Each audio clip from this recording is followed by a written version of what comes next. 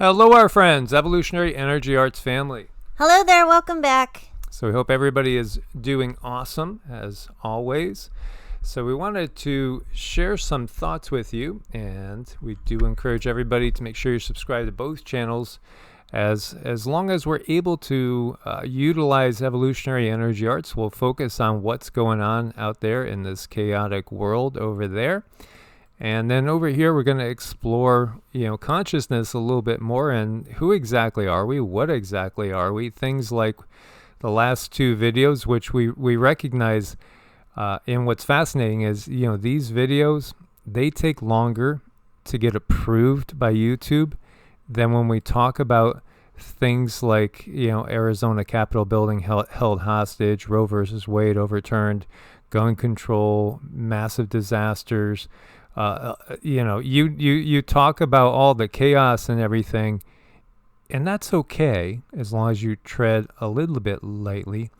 But that is more in line with what they will approve of than when you talk about things like, do we have only one true belief system? How about the soul's journey and evolution of the souls, transmigration of souls?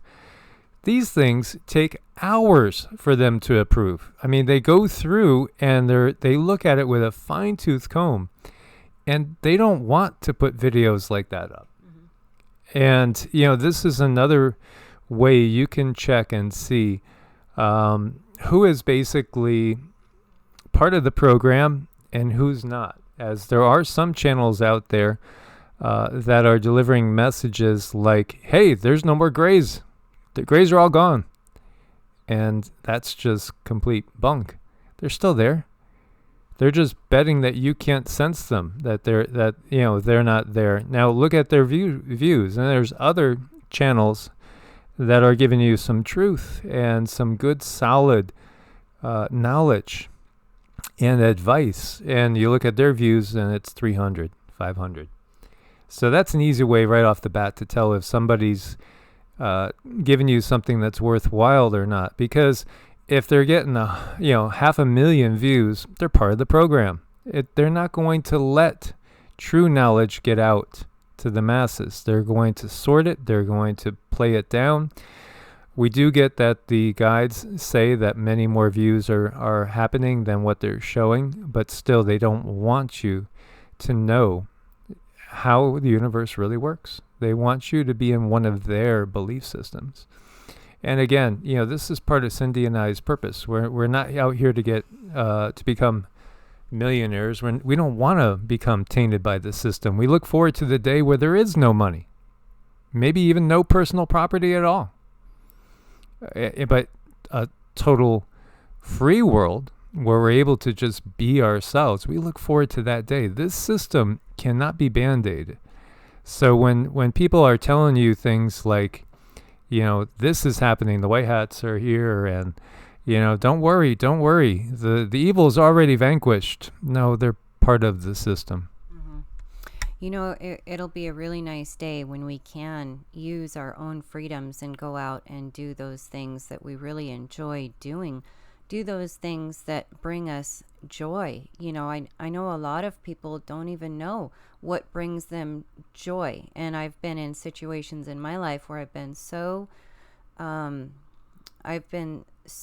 misdirected, redirected. I had to sit and think about, well, what does make my heart leap? What does bring me those happy butterflies in my belly? Because I've been so intertwined in the system and just stress, doing something that somebody else said, and it is just not working out. So those are struggles that people go through now. They're very real struggles, and it's important that we learn to explore our journey here. We came here with a purpose. We came here with an idea, and if we make it here to Earth, and you are a master manifester, and this is something that we can use to create more freedoms than we have now. Now, it is a long journey. It's not an overnight fix, but we got to start somewhere, and the journey of 1,000 steps starts with the first step. So here we are.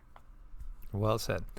So we are co-creators with Source, the true Source, and also with the being that created this particular universe. Co-creators. Not puppets on a string waiting for something to happen. It's not written in stone. It's not set in stone. Yeah, again, there are other beings out there that do have their own agenda, and they are pulling a lot of the strings.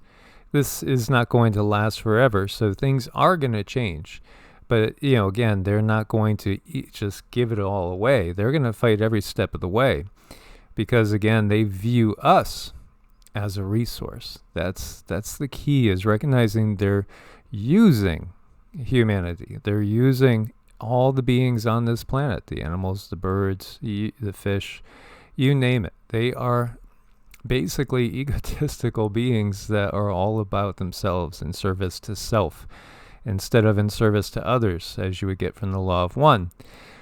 So in this system, we work to live, and we live to work. Unfortunately, when we recognize this is not the way things are supposed to be, then you feel, you get this feeling that something's really wrong in this matrix. It's really not the way things are supposed to be.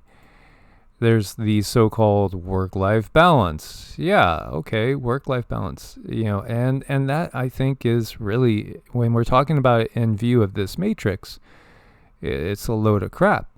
Because, again, we are co-creators. We're not co-conformers. We have to recognize that, because what do we do when we are at that work stage? When we are out there in the corporate world, we're conforming to the corporations. I don't think there's anything necessarily any more evil than corporations in general. The whole idea of corporations is something that needs to be eradicated. Corporations, when they're gone, then we will start to be able to realize some freedom. Corporations are how they control us. They control us through the monetary system.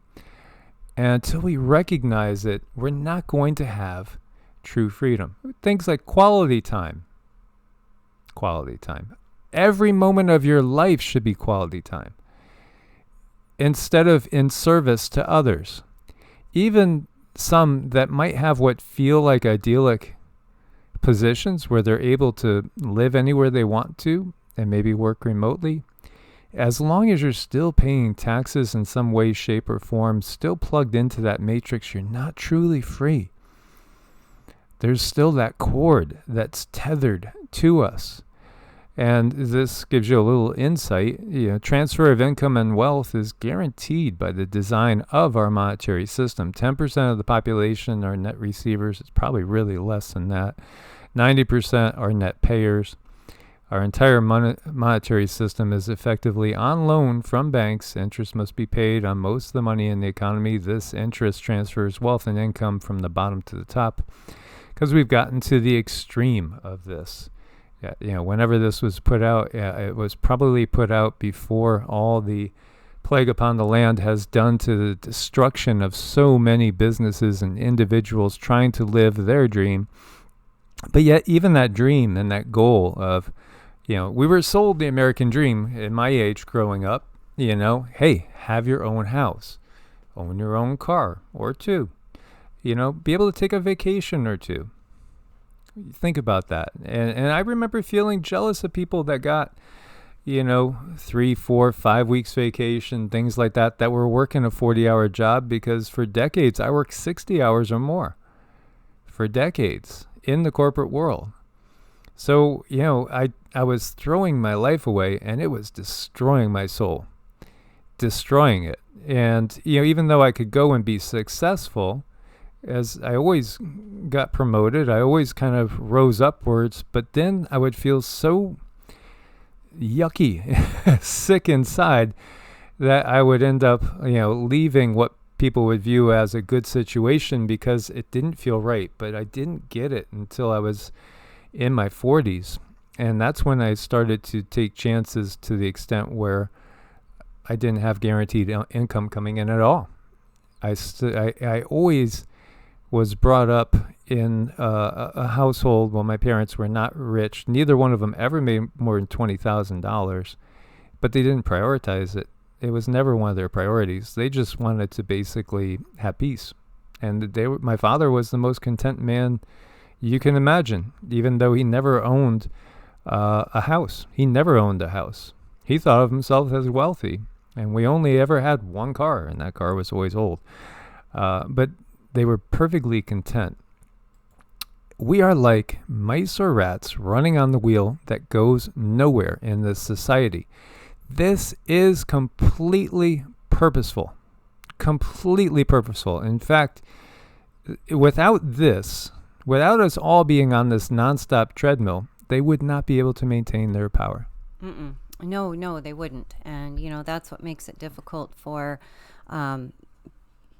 us to just stop this whole entire system and walk away from it in a day.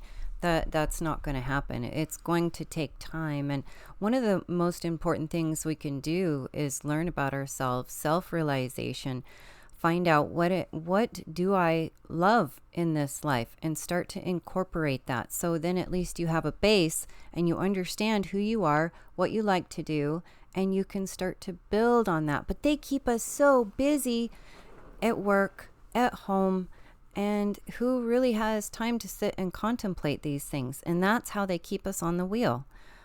Until we recognize that, until we understand that in the forefront of things, people don't even know that they need to do anything about it. They're just simply doing what they were told. They were doing what they were taught. It starts so young in this system, in preschool. Kids 3 years old, they start to learn about this system and how they can create themselves. But ultimately, you're being created to be a battery for another system, not to co-create with other beings things that you love and things that bring you joy. Absolutely.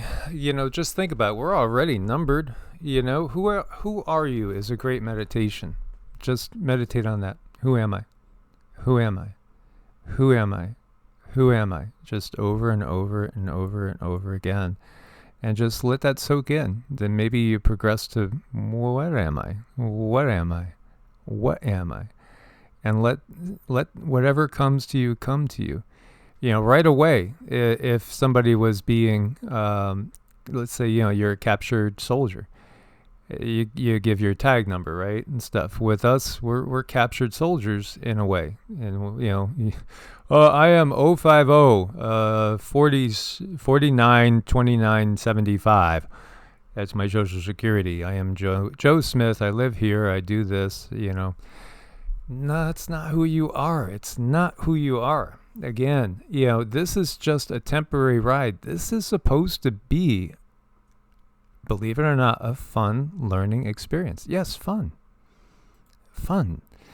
We are kept in the fight or flight most of the time. And there's two sides. It's a two-way switch to the nervous system, the autonomous nervous system. We're either in fight or flight, or we're in the rest and digest. When we're in fight or flight, we're producing cortisol, which wears us out. But you know what else it does? It's producing a certain energy, which then can later on be used as a food source for certain beings. Literally, as a food source for certain beings. Think about the beings that, these little ticks and leeches that we see in this world. Oh, wow, shoot, I got a tick on me. I hope I don't get a bullseye, because that's going to mean I might have Lyme's disease. Or you get bit by a mosquito, horseflies. These things are parasitic and they live off the blood and sweat of others. The system is parasitic. It lives off the blood and sweat of others. They keep us in the fight or flight on purpose because it makes us a better battery. It gives off a certain energy. As you see, it's putting your foot on the gas pedal. Adrenal glands activated. Most people have adrenal glands that are just trashed because of the society. In fact, if we didn't have this type of system and we weren't all working so much, we weren't all so focused on survival issues, because they keep survival issues up on the forefront, because again, it keeps us in the sympathetic side of the system. the fear, prices are going up. How am I going to pay the rent and, give food to the family and be able to drive to work, pay for the gas to get to work? What are they doing? They're creating a lot more food for these entities that are nothing but ticks, leeches, mosquitoes, horseflies, all these nasty parasites that really, as when we ask the guides to describe those that create the system, they call them bottom feeders. That's the term they used, bottom feeders. Bottom feeders, very much like those who are just going to go to the bottom of the barrel to get whatever they can so that they can survive off of it. And that means that they're willing to do whatever it takes to continue to have their food or their loosh, because just like any other living thing, they want to survive too. They don't want to feel like crap, so they need to be very tricky, very manipulative in how they get their energy from us. When we look to the Matrix and we see the baby, when Neo wakes up and he recognizes that all the humans are actually asleep. They're asleep in the Matrix. It's a great metaphor. We're asleep. Most people don't realize they're in a Matrix. Most people think this is the quote-unquote real world. No, this is the temporary experience. This is not the real us. This is not the real world, so to speak. It's basically a world that's been set up in order to feed certain entities emotions. Life feeds off life. These bottom dwellers feed off of fear. They feed off of anger. They feed off of lust. They feed off of hatred. Everything you see in the movies, everything you see in the system itself, when we see half the discretionary budget of the United States or more going to weapons of war, sure, because it provides more food for them. That's the bottom line. They are treating humans just like any parasite would treat any other host. And ultimately, we're batteries. We're a source of energy. We're a source of food for them. This is not the way it was supposed to be. Refer to the first picture. We are co-creators with God, with Source. So when Arjuna sees Krishna, this is in the Mahabharata, and if people want to start to look at the Sanatana Dharma, I think reading the Bhagavad Gita is a good place to start. It's the most read book as far as the Hindu books go. The Vedas are very, very much like, well, there's a lot there, and it's not easy. So if you want to read a simpler story that gives you some truths, you can go into the Bhagavad Gita, which is a portion of the Mahabharata. And Bharata is a word that's used for India, and Maha is great, so Greater India. It's like the classic of Greater India, so to speak. If you want to read like the best wisdom that you find in the Western Bible, then read the Upanishads. The Upanishads are parables, and they're very easy to grasp and very profound. But I would first start with the Bhagavad Gita and glean from there, because it gives you such a nice story. And again, the guides say, even Vishnu, when we've been channeling Vishnu, has said, again, these stories we hope are useful for you. Because now, does that mean that these things didn't happen? Well, again, they're stories. They're based on facts, but is it word for word, exactly verbatim? No. And the Bible's not either. There's countless errors and contradictions in the Bible. But again, the Abrahamic tradition has been derived by the controllers to control us and to keep us in a slave mentality. Whereas we learn this eternal truth in the Bhagavad Gita when Arjuna, who grew up with Krishna, it's right before a battle and he doesn't want to go in the battle. He's fearing for his life. He's afraid to go in the battle. And not only that, he's afraid. He doesn't want to commit any sort of sins. He doesn't want to kill anybody. Especially in battle, he's going to be fighting some of his relatives, cousins, things like that, uncles. It's a tough situation. But the revelation that's given is, again, that Krishna says, there's nothing to ever be afraid of, because you're not the body. And that's when, again, he talks about the body being just like clothes that are worn out, and we discard that.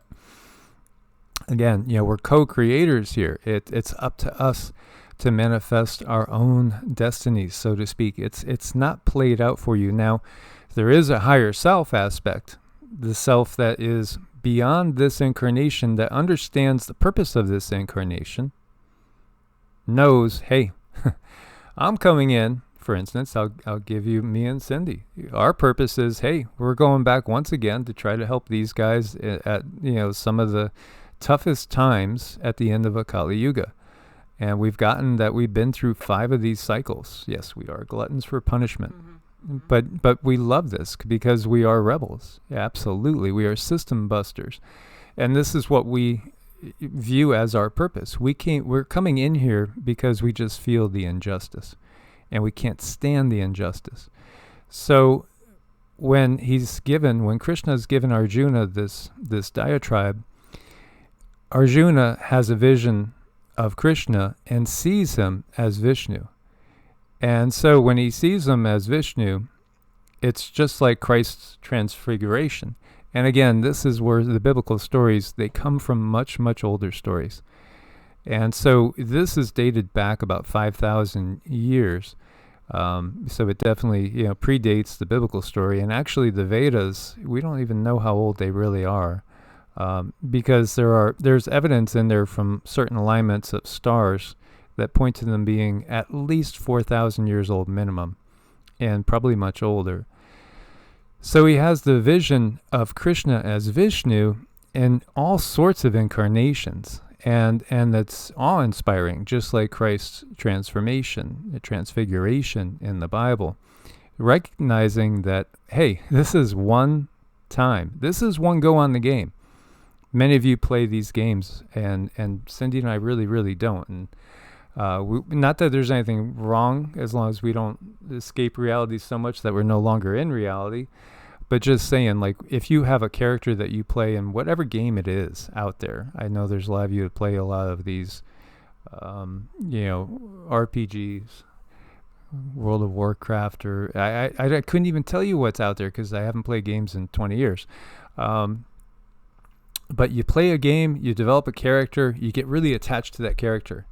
Well, in so many ways, every single incarnation's like that. It's another go into another realm, but it's not the entirety of us. You don't just all of a sudden disappear into nothingness when the game is over.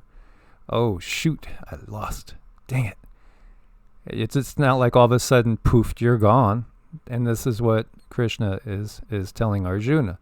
No, you can't burn the soul. You can't destroy the soul in any way, shape, or form. It always goes on. But of course, every action has a reaction, and the soul does grow. It's all about the journey of the soul, as we were talking about in the other video. So, and again, we're testing ourselves in so many ways. Coming into this time period, so right off the bat, you gotta get kudos. You're brave. Mm-hmm. You're brave. Either that or you're insane. Mm-hmm. Just kidding. That would make all of us insane. The system's insane. But you're brave to be here in this time. You have purpose. We all have purpose if we're here at this time, especially if you're listening to a channel like this, because you know there's something wrong with this matrix. Mm-hmm. Something really, really, really wrong, and part of the reason that Mike and I do this is because we've both been dealt some pretty hard blows when it comes to the system and what the system does to our loved ones. And it really gives us a vested interest with the heart chakra.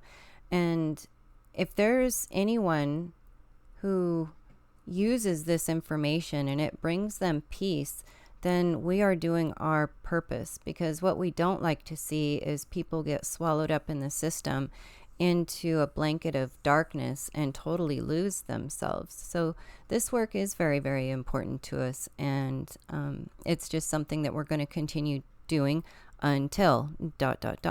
And hopefully, along the way, you guys will find some gems, some good information from it, and you can take that and you can roll with it.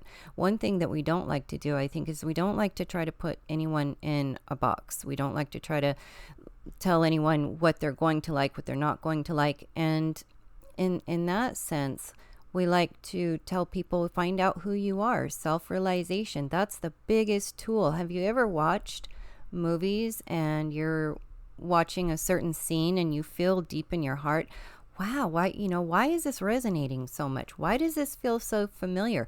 Probably because that's your DNA is tap, tap, tap, saying, we've done this before. We're aware of this. We know these things. And these controllers, they put these movies out and they say they're just make-believe, but no, there's so many things we have done throughout different lifetimes, lifetime after lifetime after lifetime.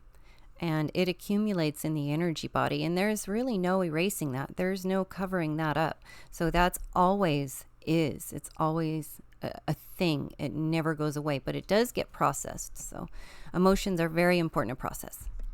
Absolutely. So can you imagine a world in which you didn't have to work for a living? Can you imagine a world, as we've talked about before, there are numerous cultures around the globe that remember a time when the moon wasn't here and when the earth was much more conducive for easy living, when the seasons were gentle. Remember, we could go back to the Garden of Eden, right? And so in the beginning, there's two creation stories in the Garden of Eden story, and many people have seen that. And really, we could relate it to the original way things were supposed to be, where it's a perfect garden. It's perfect. And then you have the fall. And really, the fall is not man's fault. The fall is the yugas.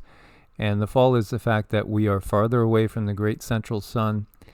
We're farther away from the light, so to speak. We're out in the darkness. We're also in an area of space that our guide, Peter Dunov, has described as an area in which there were horrible battles, horrible atrocities, and these dark beings that don't have a lot of light in them basically rule. And again, when we go through this Kali Yuga, we're exposed to them. And that's the system that we're in. When you look to the leadership of the world, there's not a lot of light there, obviously. But we're returning to the light. So spring is coming, and we could view it like that. It's as if right now, we could see signs of life. Maybe there's some leaves starting to bud. Maybe there's that fresh crispness in the air that gives you the inkling that life is truly returning. And the system's going to change. So in the world before all this, there was balance and harmony, and it was really easy to be very, very productive and not worry about food and things like that. When we look again, just think about it. Think about all the seeds you get from, say, just one apple. There's enough seeds there to end up producing thousands of apples. Thousands and thousands of apples. This is how Mother Nature works. You eat one pepper, and what's there? 50 seeds in a pepper. You could have 50 pepper plants. They might each give you 10 to 20 peppers at least. And think about that. This is how, in our terminology, Vishnu programmed this matrix. And it's a positive matrix. It's a matrix for exploring. It's a matrix for learning, growing, and enjoying. Not slaving and toiling, so that ticks and leeches of the fourth lower astral realm here, the lower astral 4D realm, could live off of us, and that's what they do, and feed off of us, and create nonstop negative energy. No. It would be a world in which, well, how would you spend your time? Would you paint? It would be something like, I'm just going to paint all day long. Or maybe you would just take whatever's available and create some form of art. Think about it. Again, we are co-creators. What does that mean to you? Where does your passions lie? This is where we are all wrong. And you go into a school counselor, and I remember going into the school counselor at the end of junior high, and then again in high school, and they would say, what do you want to be? What do you want to do? And I would say, I haven't got a freaking clue. I have absolutely no idea. And I got to be honest with you guys. I had no idea till I was 42 years old. Then I started to get an inkling, just a little bit of an inkling. And it wasn't until, I was right around 50 that the path completely materialized in front of me, and I couldn't believe it. I had to have somebody else tell me, you need to be doing this. You need to be working with people to heal people on your terms. I tried the systems side of things because I'm a nurturer in many ways, caregiver. That is definitely part of who I am. I love cooking for people. I love, growing things, building things. I love being creative. I thank Cindy for her patience with, some of the sounds that come when I'm practicing guitar that don't, necessarily qualify as music. But it's that creative spark, and that's what shifted in me over the years. Is there's been a shift, a profound shift in knowing I'm not here to accumulate wealth. And it took basically having $300 in my bank account and a junker car, and just the clothes I could put into that car, and a few belongings, including one guitar there. And just rolling with that, and not really having a home to allow me the freedom to say it's okay if I have to end up being homeless, I'll be homeless. I'm not going to go back into that corporate world. I'm not going to do it. That's a noose on my neck, is the way I view that corporate world. Think about all the artists that we see around this world. All those people with so much amazing creativity that are not getting to share it. Then when we're blessed with some beautiful, amazing artists, musicians, people that inspire us and we wish that we could be like them, well, we could. We just have to take the chance. And also, it's the fact that the system is not conducive for most people to spend the time necessary. Do you know how long it takes to become a good violinist? I was reading because I was like, well, maybe I should start taking up the violin, as it's my second favorite instrument. But they were saying 5 to 7 years and you might start to get an idea. Yeah, that's a lot of time. I'll stick with the guitar. And, again, when you look to different people that you resonate with, there's a reason. There's a reason why we resonate with certain people and certain things. And maybe it's just that all you would do is just simply want to grow things and create things. I mean, have you seen some of those amazing gardens in the Deep South and also over in England? And all over the world, there's amazing creative expressions that can be done with flowers and nature. It's just amazing. The sky's the limit. Mary D, we love you. I just want to say that. Mary D, we love you. And Mary D is an amazing artist, and she is a absolutely beautiful soul that the elementals love. And I see her creating things like this. Mm-hmm. Oh, she can make some really, really beautiful, beautiful houses, little houses for the elementals, and I've never seen such great work, and she really puts her heart into it, and that's something that really brings her joy. And because it brings her joy, she's able to put her best work out there. When you have that creative joy, and when Mike plays the guitar, there is no such thing as an off note. It's all beautiful, it's all wonderful, it's all doing something to help you grow, doing something to bring growth. And I think that's the beauty in everything, is when we can see people expand and grow, and not in such a controlled manner. I look at children and I feel we should be bringing them up, not in a controlled way, but allowing them to bloom. Allow them to bloom like a flower. There's nothing more beautiful than a flower that's in its full bloom, besides all the other stages before that, but it's perfection. So why should people be any different? Why not just come out of this womb and allow ourselves to bloom and have supportive energies all around us? And could you imagine what it would be like if all the mothers, the fathers, the aunts, the uncles, the cousins were able to surround someone and just give them support over what they love in this back and forth support of each other, it would be a wildly different world. Just really, really different. We couldn't even conceive of it. But it is nice to talk about it. And I love those like bell-shaped flowers, don't you? They're gorgeous. They're gorgeous. They can, just like you playing the guitar and a flower blooming, it cannot go wrong. There's no wrong.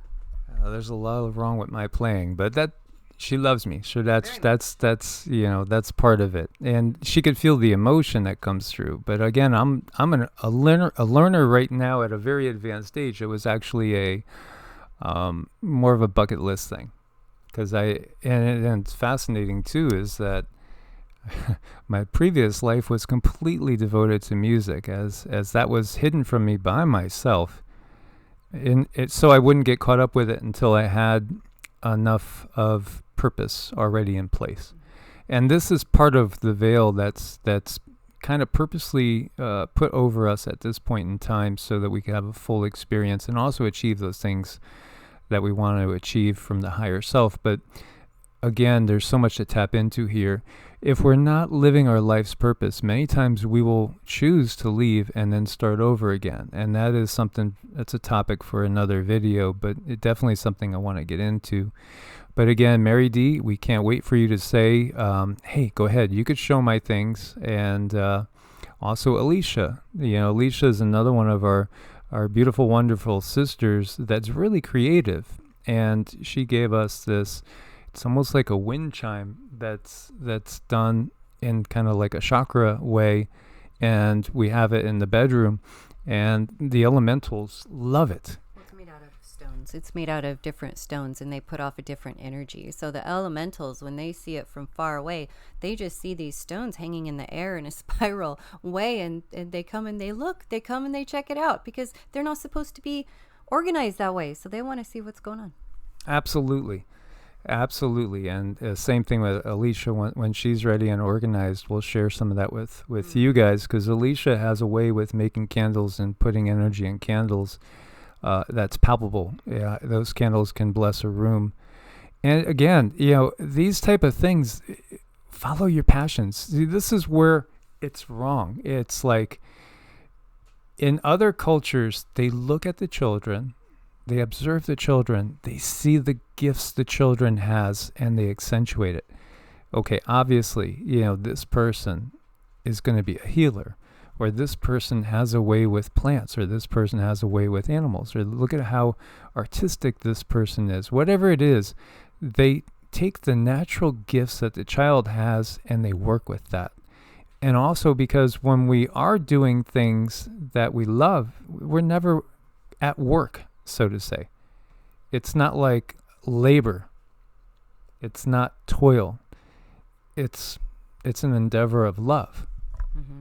It's a certain energy that people put out, and it's just the opposite of that loosh feed. It's this high vibrational energy that makes everything else around you really lift itself up. Like if you are a gardener, if you take care of trees, when I had a whole yard full of these beautiful, beautiful trees, and I swear they were like uplifted every time I went and spent time with them. I would turn around and it's like I could tell that they were happier. They really enjoy that. And a lot of other things can find that joy in your joy, because we put out that energy. And when it comes to vibration and you're working on people, there's this thing called entrainment. And the entrainment works by raising that vibration up to the highest vibration in the room. So everything is lifted up into a higher vibration, depending on, well, of course, how high is that highest vibration. Everything is going to bring itself up from there. And that means everything around us, anything and everything around us is going to raise up to meet our vibration, making everything beautiful. Now, if we are miserable and we are unhappy, well, what do you think that's going to do to other people's energy? That's also going to spread. So I hope that helps people understand, like if you're in a bad mood and you're cranky, do your very best to click that mood up a couple notches, because even our children might pick up that from around us. Now, sometimes we need to process emotions. I do believe they've put a lot of trauma involved with how we are as a people, and that can affect our mood. So it's so important to, if you are having bad emotions, to at least sit with them and process them. Take that time, because emotions are meant to be felt. Emotions are meant to be expressed. And if we've been shoving them down because they hurt too much, eventually comes a time in your life where they're not going to sit back anymore. They're going to need to be heard. And that's usually when we come across a time in our life where we just have to sit and heal. If you're not doing your joy and what you love, this accumulation of energy, it comes up anyhow. And at some point you really have to deal with it. And Mike and I have both been through that, not being able to express ourselves and do what we do. And we both really physically got in a lot of a big mess, because we were not processing our emotions for years and years and years and years and years, and that catches up to you. Absolutely. So it could be an act. Man, I mean, personally, oh gosh, I love, now I'm not a surfer, I'm more of a boogie boarder, or a body surfer. And I've never developed the skills of surfing per se, but man, I love being out in that water. Oh my God, that's like one of the most favorite things for me too. It's just like picking up a guitar and getting lost in guitar. It's something that I could get so absorbed in. And again, it might be that, it might be something else for other people. Who knows? And think about it. We're never too old. We're never too old to keep moving forward. The fountain of youth lies in our emotions. It lies in our passions. When we're feeling passionate about life, we're going to maintain a youthful vigor. It's just going to happen. And again, we've had so many people that have gone through so many illnesses, and I think a lot of them are caused by the emotional damage the system brings onto us, because we're not being true to ourselves. We're not being who we want to be. We're conforming to the script that the world's giving us. We should move forward in passion. And I think it's, again, it's one of those things where if you see a young child being brought up to be excellent at something, but it's not their desire, it's their parents or something along those lines, then obviously that's not going to be something that's going to be wonderful for the higher self and the spirit. But if it is your passion, then that's amazing, and go with it and develop it. The world should be supportive of these things. If all you want to do is climb mountains all day, whatever it is, I mean, I couldn't do that. But again, it's what you are passionate about.